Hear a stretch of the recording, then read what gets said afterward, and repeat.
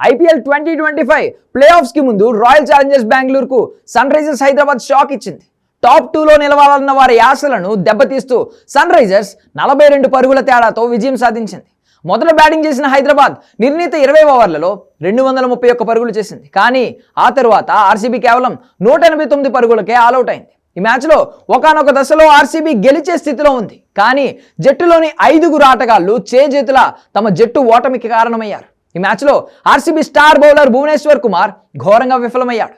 RCB జట్టులో అత్యంత అనుభవజ్ఞుడైన bowler Bhuvneshwar Kumar తన 4 ఓవర్ల స్పెల్లో 43 పరుగులు సమర్పించుకున్నాడు. ఈ మ్యాచ్లో భువీకి ఒకే ఒక వికెట్ దక్కింది. ఈ మ్యాచ్లో మిగిలిన ఆర్సీబీ బౌలర్లు కూడా రాణించలేకపోయారు. ఈ జాబితాలో యశ్ దయాల్ పేరు కూడా ఉంది. ఈ మ్యాచ్లో యశ్ దయాల్ 3 ఓవర్లలో 12 రన్ రేట్తో 36 పరుగులు ఇచ్చాడు. యశ్ దయాల్ ఒక్క వికెట్ కూడా పడగొట్టలేదు. అలాగే లుంగి ఎంగిడి దారుణంగా విఫలమయ్యాడు.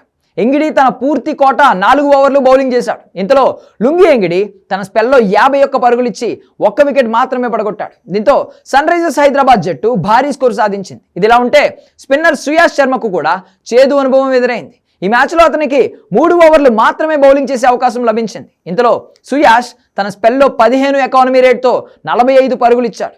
సుయాష్ ఒక్క వికెట్ మాత్రమే తీయగలిగాడు. ఇదిలా ఉంటే బౌలర్లతో పాటు RCB star batter Mayank Agarwal కూడా రాణించలేకపోయాడు. సీజన్ మధ్యలో ఆర్సీబీ జట్టు మయాంక్ అగర్వాల్ను ప్రత్యామ్నాయంగా జట్టులో చేర్చుకుంది. కానీ ఈ మ్యాచ్లో మయాంక్ అగర్వాల్ 10 బంతుల్లో 11 పరుగులు మాత్రమే చేశాడు. అటు బౌలర్లు విఫలమవడం, చివర్లో బ్యాటర్లు చేతులెత్తేయడంతో ఆర్సీబీకి ఓటమి తప్పలేదు.